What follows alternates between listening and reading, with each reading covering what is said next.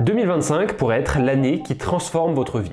Ou pas, ça dépend si vous finissez cette vidéo. Selon une étude de 2020, 45% des résolutions prises en janvier sont abandonnées en février et 87% des gens qui ont pris des résolutions n'en ont tenu aucune à la fin de l'année. Alors dans cette vidéo, je vais vous partager un plan complet pour transformer vos rêves de 2025 en résultats concrets. Et là vous vous dites tout de suite, mais qui est ce gars et pourquoi est-ce que je le croirais? Eh bien sachez que dans mon cas, l'année 2024, elle a vraiment été exceptionnelle. J'ai publié plus de 1000 vidéos, j'ai généré des milliers d'abonnés et des millions de vues, j'ai gagné pour la première fois de l'argent sur internet et j'ai vécu de nombreuses expériences incroyables.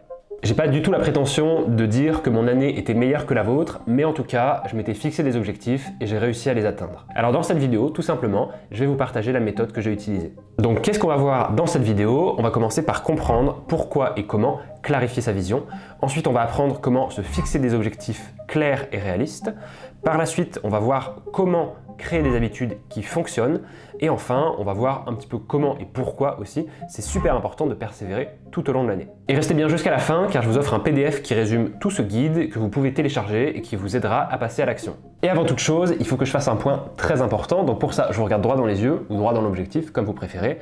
Réussir, quand je parle de réussir son année 2025, j'entends pas atteindre tous ses objectifs. Quand je parle de réussir son année 2025, et ça il faut vraiment que ce soit clair, à mon sens, ça signifie avoir fourni tous les efforts adéquats en dépit des circonstances. Autrement dit, avoir respecté ses engagements, avoir respecté son programme, avoir essayé. Il faut absolument comprendre qu'il y a des choses qui dépendent de nous et il y a des choses qui ne dépendent pas de nous, petite pensée stoïcienne, et que dans la majorité des cas, les résultats ne dépendent pas directement des actions qu'on va mettre en place pour les atteindre. Donc réussir son année 2025, ça ne veut pas dire atteindre tous ses objectifs et réaliser tous ses rêves, ça veut dire avoir fait tous les efforts nécessaires pour s'en rapprocher, pour les atteindre par la suite peut-être plus tard. Et on est parti immédiatement pour la première partie, clarifier sa vision. Votre vision, elle est fondamentale parce qu'elle agit un petit peu comme une boussole. Sans elle, vous avancez sans but précis, sans savoir où vous allez et vous perdez votre temps à vous perdre. Et pour ça, je vous invite à un exercice de projection. Tout simplement, projetez-vous au 31 décembre 2025 et réfléchissez à qu'est-ce que vous voulez avoir accompli à cette date. Et pour ça, je précise, c'est super important de faire avant ça, au préalable,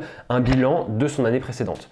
Donc avant de vous dire, ok, quelle est ma vision pour 2025, qu'est-ce que je vais accomplir, faites un gros bilan, un gros résumé pour vous dire qu'est-ce que j'ai accompli en 2024, qu'est-ce qui s'est bien passé, qu'est-ce qui s'est mal passé, qu'est-ce que j'ai envie de répéter ou pas. Et ensuite, en faisant cet exercice de projection, vous pouvez diviser un petit peu votre imagination en différentes catégories pour que ce soit le plus clair possible. Par exemple, en réfléchissant au niveau de la santé, au niveau des finances, au niveau des relations sociales, au niveau de votre travail, de votre carrière professionnelle peut-être, de vos voyages, etc. Qu'est-ce que vous voulez faire, comment vous voulez vous sentir au 31 décembre 2025, une fois que vous aurez tout fait. Également, ça peut être super intéressant de faire un autre exercice qui cette fois est un exercice de visualisation où cette fois vous allez vraiment vous visualiser. Pour ça, je vous propose 3 méthodes. La première, tout simplement, ça va être de fermer les yeux et de vous imaginer, vraiment d'essayer de ressentir toutes les sensations, toute la fierté et l'accomplissement d'avoir fait ça. Ça va vous aider vraiment à rendre cette vision encore plus réaliste. La deuxième possibilité de faire, c'est de vous écrire une lettre. Donc vous vous mettez dans la peau du vous au 31 décembre 2025 et vous vous écrivez une lettre au vous du présent. Et dans cette lettre, vous expliquez un petit peu, pas forcément comment vous avez atteint ces objectifs, comment vous avez réussi, mais plutôt comment vous vous sentez. Qu'est-ce que vous traversez, quel est votre ressenti, vos affects actuels. Et ça va vraiment vous aider encore une fois à vous mettre dans la peau et à rendre cette vision réaliste. Et la troisième technique que je peux vous partager pour faire de la visualisation, c'est d'avoir un vision board, autrement dit un tableau de vision. Concrètement, qu'est-ce que c'est? Ça va être une sorte de grande affiche, une sorte, que ce soit numérique ou pas, vous pouvez même le faire donc à l'écrit en écrivant des choses, en imprimant des photos.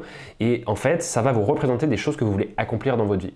N'hésitez pas à me dire en commentaire si vous voulez que je vous fasse une vidéo dédiée sur le sujet parce qu'il y a vraiment beaucoup de choses à dire là-dessus justement et que je pense que c'est vraiment un super bon outil pour se visualiser, pour se projeter. Et maintenant que vous savez où vous voulez aller, c'est-à-dire que vous avez une idée générale de la personne que vous voulez devenir par exemple à la fin de 2025, il est temps de transformer cette vision en objectif concret, clair et réalisable. Avoir une vision, c'est bien, mais il faut comprendre que cette vision, elle sera efficace que si elle est accompagnée d'objectifs clairs et réalistes. Les objectifs, il faut les voir un petit peu comme des ponts entre votre vision et l'avenir. Autrement dit, ça va être des petites étapes pour vous amener là où vous avez envie d'être. Pour se fixer des objectifs clairs et réalistes, j'aimerais vous partager une méthode. Alors cette méthode, personnellement, je l'entends tout le temps, peut-être que vous êtes saoulé avec ça, mais il faut quand même que j'en parle, il faut quand même que j'en fasse un point. C'est la méthode SMART.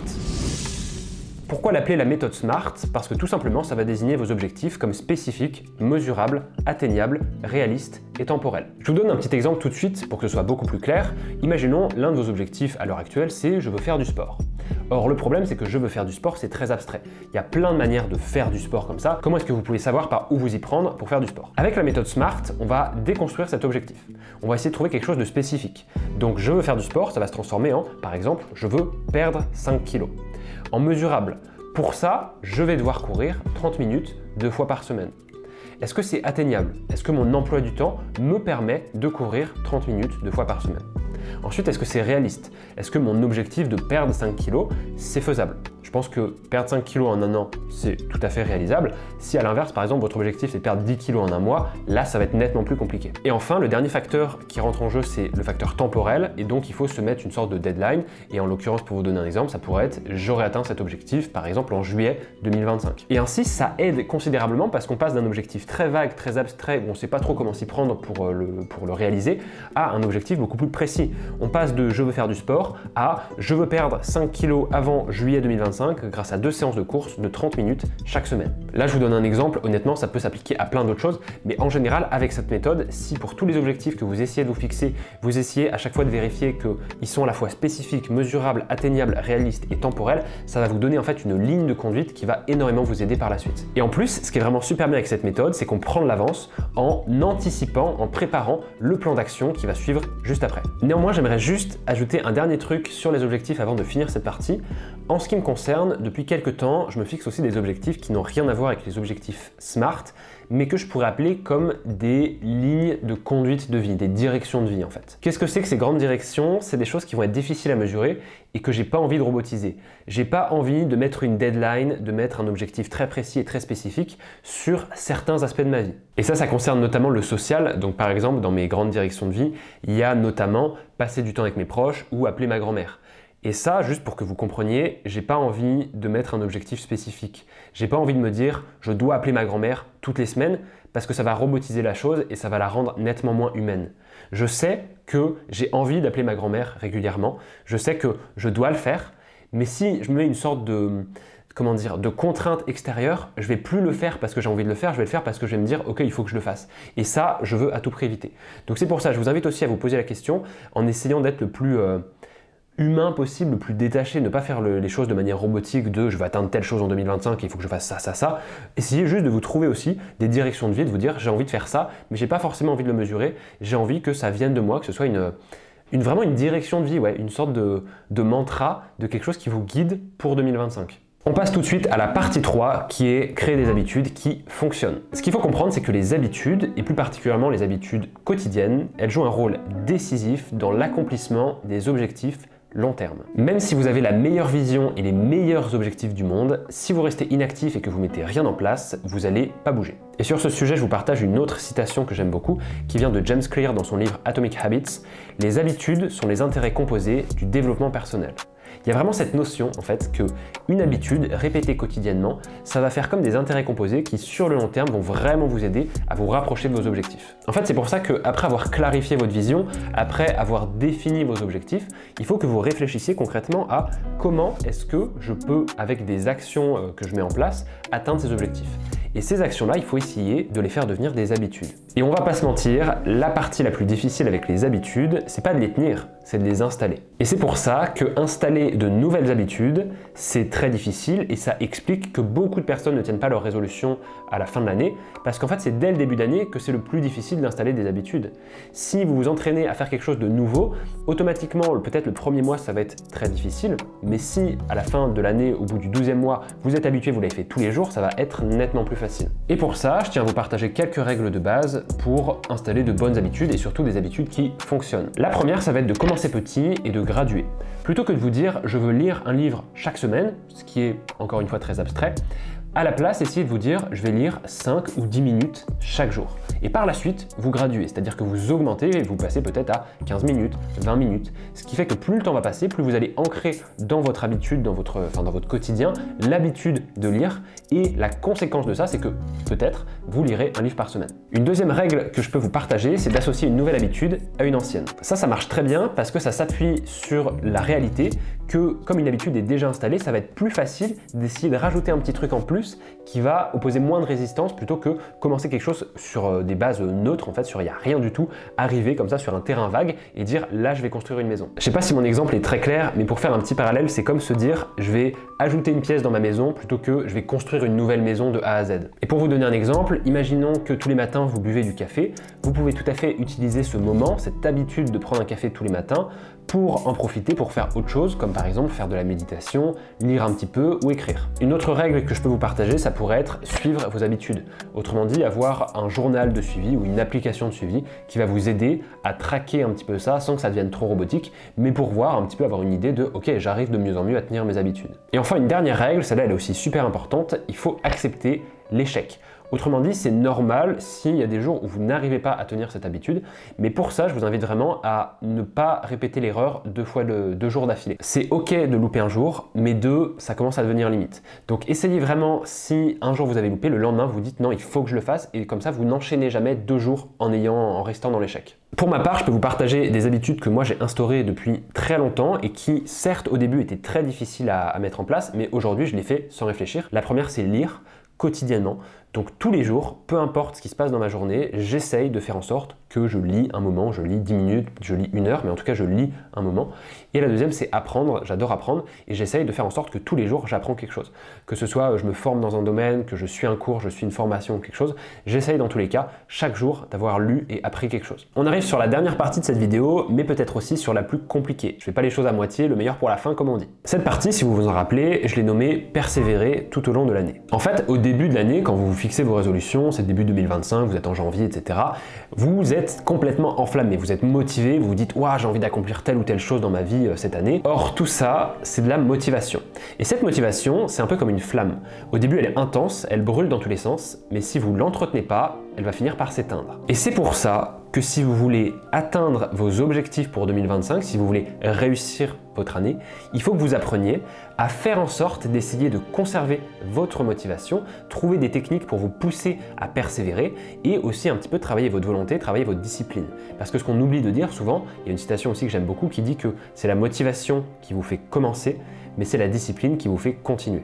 Sauf que faire les choses juste par discipline, c'est compliqué. C'est pour ça que je pense que c'est vraiment super important d'apprendre comment faire en sorte, comment trouver des petits tips dans sa tête pour rester motivé et ça va être nettement plus facile de suivre toutes ces actions. Pour ça, je vais vous partager quelques petits conseils pour persévérer tout au long de l'année. Le premier, ça va être de célébrer ses victoires. C'est tout bête, mais si à chaque fois que vous faites face à une réussite, vous célébrez entre guillemets cette victoire, vous êtes content, vous autorisez sincèrement à être heureux pour ça, ça va maintenir votre motivation et ça va renforcer aussi votre sentiment d'accomplissement. Un autre conseil, ça va être de s'entourer des bonnes personnes. Bon, là, je vais être relativement rapide là-dessus parce que vous connaissez sans doute tous cette idée sur l'environnement, on est la moyenne des 5 personnes qu'on fréquente le plus, etc.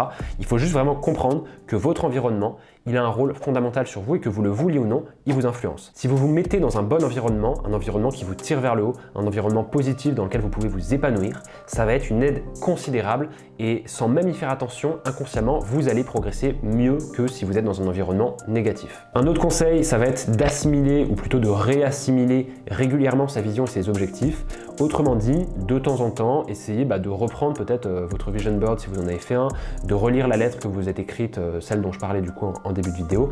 Essayez de vous reconfronter un petit peu à vos rêves, vos objectifs, vous laisser inspirer à nouveau, vous permettre de rêver à nouveau, vraiment d'avoir des étoiles plein les yeux et de vous dire ouais, en début d'année, je voulais réaliser ce truc, là je perds un peu foi, je vais me replonger là-dedans et apprécier à nouveau, vraiment m'autoriser à rêver et me dire j'ai envie de faire tout ça et je vais le faire. Un autre conseil, celui-là j'en ai rapidement parlé, mais c'est accepter les échecs et rester flexible. C'est super important de prendre conscience que là, vous traversez un processus. Le processus, il va vous emmener à travers 2025. Ce processus, il n'est pas linéaire, il va faire des hauts et des bas, comme une vague un peu, ça va monter, ça va descendre.